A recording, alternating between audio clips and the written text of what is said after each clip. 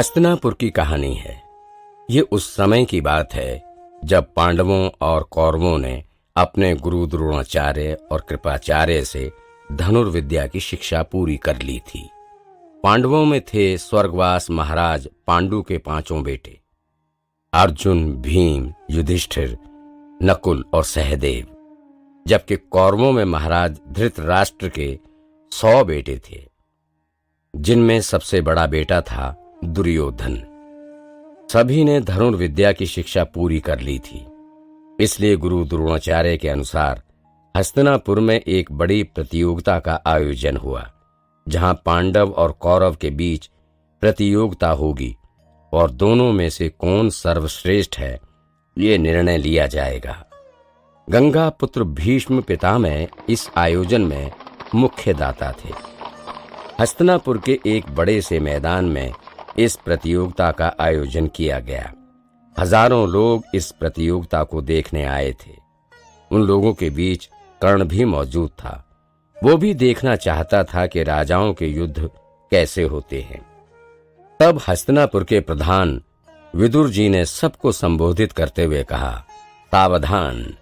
हस्तिनापुर के वरिष्ठ योद्धा, पांडव और कौरव के प्राणदाता गंगा पुत्र श्री भीष्म पितामह पधार रहे हैं। भीष्म पिता ने मंच पर आकर सबको नमस्कार किया। उनके स्वागत में सब लोग खड़े हो गए। कर्ण ने भी उस दिन पहली बार दादा भीष्म पितामह को देखा था। पितामह ने प्रतियोगिता शुरू करने का आदेश दिया। प्रतियोगिता देखने के लिए गुरु द्रोणाचार्य और कृपाचार्य भी मौजूद थे। साथ ही राजमाता कुंती और राजमाता गांधारी भी वहां मौजूद थे। उनके साथ दुर्योधन और सबसे चहेते शकुनी मामा भी वहां मौजूद थे। विदुर जी ने प्रतियोगिता के सबसे पहले दांव में भीम और दुर्योधन को बुलाया। वो दोनों के बीच गदा युद्ध की प्रतियोगिता हुई। दोनों ने अपने गुरुदेव द्रोणाचार्य, महाराज धृतराष्ट्र और दादा भीष्म पितामह को वंदन किया और फिर अपने स्थान पर ही गदा लेकर खड़े हो गए। बिगुल बजते ही दोनों ने एक दूसरे पर प्रहार शुरू कर दिया। दोनों एक से एक बढ़कर एक थे। गदा युद्ध में दोनों का कोई जवाब नहीं था, लेकिन धीरे धीरे ये प्रतियोगिता से हटकर रणभूमि का खेल बनने लगी थी। वे दोनों ऐसे प्रहार कर रहे थे जाने वे रणभूमि पर खड़े हों और एक दूसरे की जान लेने पर तुले हों। धीरे धीरे ये खेल जानलेवा बनने लगा। तब दादा भीष्म पितामह ने उनको रोक लिया। दोनों को ये साबित करना था कि वे एक दूसरे से ज्यादा श्रेष्ठ हैं, लेकिन भीष्म पितामह ने उन दोनों को बराबर का घोषित किया। फिर दूसरे चरण में गुरु द्रोणाचार्य ने अपने सबसे प्रिय शिष्य को मैदान में उतारा। वो था कुंती पुत्र अर्जुन। द्रोणाचार्य ने सभी लोगों को संबोधित करते हुए कहा, इस मैदान में ऐसा कोई धनुर्धारी नहीं है जो अर्जुन का मुकाबला कर सके। अर्जुन इस विश्व का सर्वश्रेष्ठ योद्धा है। ये सुनकर कर्ण ने बीच सभा में से उठकर कहा, यह गलत है गुरुवर। कर्ण की आवाज सुनकर सब लोग उसकी तरफ देखने लगे। भीष्म पितामह भी आश्चर्य में पड़ गए कि जब राजाओं के बेटों की प्रतियोगिता चल रही हो, तब किसकी हिम्मत हुई इस तरह खलल डालने की। कर्ण खड़ा होकर बीच मैदान में आया। उसने भीष्म पितामह को प्रणाम किया और पूछा, पितामह, क्या अर्जुन ही सर्वश्रेष्ठ योद्धा है? क्या उसके अलावा कोई और नहीं? तब गुरु द्रोणाचार्य ने कर्ण की तरफ देखकर कहा, तुम तो राधे हो ना? महाराज के सारथी अधिरथ के बेटे हो ना? कर्ण ने सिर उठाकर गुरु द्रोणाचार्य की आंखों में देखकर कहा, जी गुरुवर, मैं वही सूत पुत्र राधे हूँ जिसको शिक्षा देने से आपने इनकार कर दिया था। आज वही राधे आपसे प्रश्न पूछ रहा है कि किस बलबूते पर आप अर्जुन को सर्वश्रेष्ठ योद्धा घोषित कर रहे हो।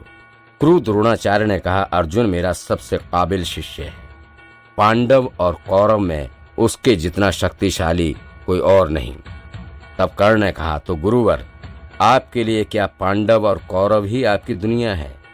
क्या उन दोनों के अलावा दुनिया में और कोई नहीं जो आपके शिष्यों का मुकाबला कर पाए? या फिर शायद अभी भी आप मानते हो कि आपकी शिक्षा से ही काबिल योद्धा बना जा सकता है। द्रोणाचार्य ने कहा, हमारे लिए कौन श्रेष्ठ है और कौन नहीं, ये हम तय करेंगे। तुम कौन होते हो? एक सूत पुत्र की कोई हैसियत नहीं कि वो राजघराने के मामले में सवाल उठा सके। तब तुरंत राधे ने कहा, ठीक है गुरुवर, मैं अभी यहाँ से वापस चला जाऊंगा, लेकिन उससे पहले आप अपना वाक्य वापस लीजिए कि अर्जुन ही सर्वश्रेष्ठ योद्धा है, क्योंकि मेरी नजर में अर्जुन सर्वश्रेष्ठ नहीं। द्रोणाचार्य ने कहा, राधे, अपनी हद में रहकर बात करो। तुम जो कह रहे हो उसका प्रमाण कहाँ है? और क्या तुम नहीं जानते कि ये प्रतियोगिता सिर्फ राजाओं के बेटों के लिए है? किसी सूत पुत्र का आगमन भी वर्जित है। गुरु द्रोणाचार्य और कर्ण की इस बहस में पूरा मैदान आश्चर्य में डूब गया।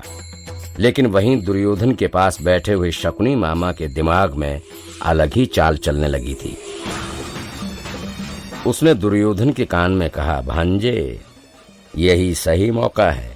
जो व्यक्ति भरी सभा में अर्जुन का विरोध कर सकता है, वही व्यक्ति पांडवों का खात्मा कर सकता है। दुर्योधन ने कहा, मैं कुछ समझा नहीं मामा, आप कहना क्या चाहते हैं? शकुनी मामा ने अपनी चाल बताते हुए कहा, तुम इस राधे को अपनी तरफ खींच लो और अर्जुन के सामने मोहरा बनाकर खड़ा कर दो, फिर हम मामा भांजा इस खेल का तमाशा देखेंगे। अर्जुन को हराने के लिए इससे बड़ा योद्धा तुम्हें कहीं नहीं मिलेगा। दुर्योधन अपने मामा की चाल समझ गया। उसने तुरंत मैदान में उतरकर गुरु द्रोणाचार्य से कहा, गुरुवर, राधे ठीक कह रहा है, अर्जुन ही सर्वश्रेष्ठ है। इसका क्या प्रमाण है? एक बार कर्ण और अर्जुन का आमना सामना होने दीजिए, फिर सब लोग देख लेंगे कि कौन श्रेष्ठ है। गुरु द्रोणाचार्य ने कहा, बेटे दुर्योधन, ये प्रतियोगिता किसी सामान्य लोगों के लिए नहीं है। इस खेल में सिर्फ राजा या उनके बेटे ही हिस्सा ले सकते हैं। दुर्योधन ने कहा, ठीक है गुरुवर, अगर इस प्रतियोगिता के यही नियम है तो मैं इसी क्षण कर्ण को अंग प्रदेश का राजा घोषित करता हूँ। अब तो ये इस प्रतियोगिता में हिस्सा ले सकता है ना? गुरु द्रोणाचार्य कुछ नहीं बोल पाए। अर्जुन ने कहा, दुर्योधन, ये तुम गलत कर रहे हो। किसी को राजा बनाने से वो राजा नहीं बनता। एक सूत पुत्र सिर्फ रथ बना सकता है, राज्य का उज्जवल भविष्य नहीं। तब भीष्म पितामह ने कहा, अर्जुन ने ठीक कहा दुर्योधन, रथ बनाने वाले को राजा नहीं बनाया जाता। जिसे वो स्थान दिया है वही स्थान उसके लिए ठीक है। ये मत भूलो कि हस्तिनापुर में आखिरी फैसला हमारा होता है। दुर्योधन ने कहा, पितामह, कर्ण मेरा मित्र है, मैं इसके युद्ध कला को जानता हूँ। ये सूत पुत्र है, इसमें इसका तो कोई दोष नहीं। मैं आपसे विनती करता हूँ कि मेरे मित्र को एक अवसर दीजिए, आप खुद इसकी कला से प्रभावित हो जाएंगे। फिर आप जो भी फैसला करेंगे वो हम सबको मंजूर होगा। दुर्योधन के इस विनम्र आग्रह से भीष्म पितामह ने कर्ण को एक अवसर दिया। गुरु द्रोणाचार्य ने अर्जुन और कर्ण के बीच धनुर्विद्या का खेल रचाया। अर्जुन ने अपनी शक्तियों का प्रदर्शन करते हुए अपने बाण से आकाश में अंधेरा छा दिया।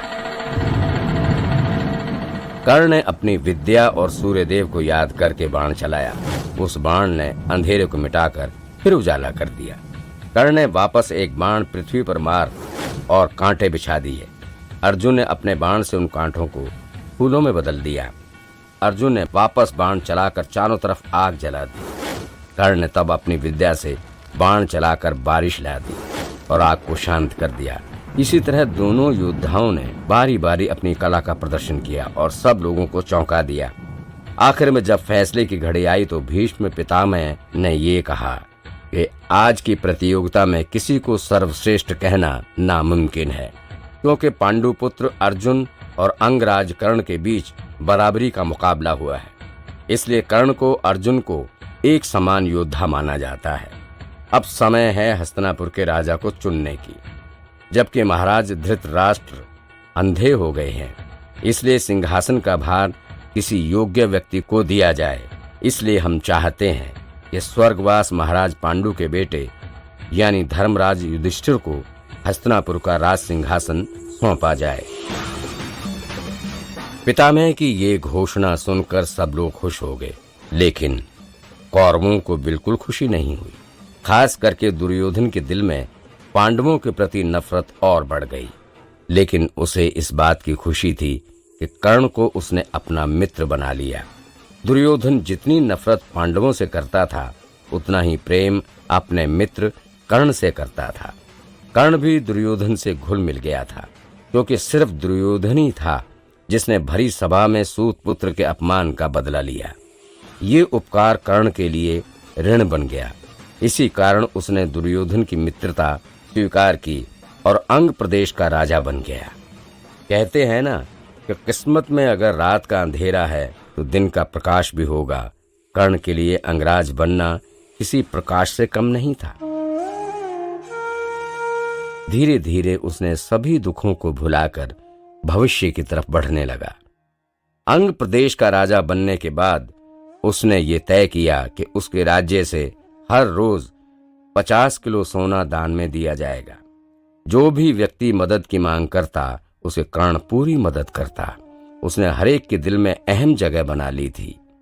दुनिया ने अब सूत पुत्र कर्ण को दानवीर कर्ण कहना शुरू कर दिया था, क्योंकि ये सनातन सत्य है कि इंसान की जाति से अधिक महत्व है उसके कर्म। कर्ण के अच्छे कर्म ही उसके भाग्य को बदल सकता था। दुर्योधन के साथ कर्ण चाहे कितना ही घुल मिल गया हो, लेकिन उसे शकुनी मामा के विचारों से बहुत आपत्ति थी। वो मानता था कि युद्ध हमेशा बल से जीता जाना चाहिए, छल से नहीं। जबकि शकुनी मामा तो छल के पुराने बादशाह थे। दुर्योधन भी अपने मामा के अधीन रहता था। कभी कभी कर्ण को भी दुर्योधन की इस नीति पर गुस्सा आता था। वो अपने मित्र को समझाता था कि छल से जीता हुआ सिंहासन अधिक समय तक नहीं चलता, लेकिन दुर्योधन था कि मानता ही नहीं था। ऐसे में एक दिन दुर्योधन ने अंगराज कर्ण से पूछा, मित्र, तुम्हारी एक बात हमें समझ नहीं आई। तुम अपने राज्य में 1.5 मन सोना हर रोज क्यों दान देते हो? कर्ण ने कहा, मित्र, ये दान उन लोगों के लिए है जिसे सख्त जरूरत होती है। जो व्यक्ति पूरे दिन मेहनत करने के बाद भी अपने परिवार को खाना नहीं खिला सकता, उसका दर्द क्या होता है वो तो महसूस करने के बाद ही पता चलता है। जो माँ पूरे दिन मजदूरी करती हो, वो अपनी संतानों के लिए 2 रोटी का इंतजाम कैसे करती है, वो सोचना भी मुश्किल है। बस उन्हीं लोगों के लिए ये सब दान करता हूँ। और वैसे भी दुर्योधन, तुमने एक पल भी सोचे बिना मुझे इतना बड़ा राज्य दे दिया, तो मैं भला 1.5 मन सोने के लिए क्यों सोचूं? सही कहा ना मित्र? दुर्योधन अपने मित्र की बातें सुनकर खुशी से हंसने लगा। एक दिन दुर्योधन अपने मित्र कर्ण के साथ राजा चंद्रवर्मा के यहाँ गया। राजा चंद्रवर्मा ने अपनी बेटी भानुमति के लिए एक स्वयंवर रचा था। भानुमति अत्यंत सुंदर और मनमोहक स्त्री थी। उसे देखकर दुर्योधन उससे मन ही मन विवाह कर बैठा था। स्वयंवर का आरंभ किया गया। भानुमति ने अपने हाथ में वरमाला लेकर सभी राजकुमारों के सामने जाने लगी।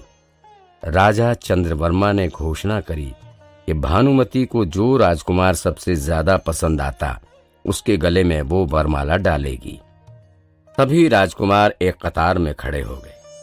उस कतार में दुर्योधन भी था। कर्ण उसके पास खड़ा था।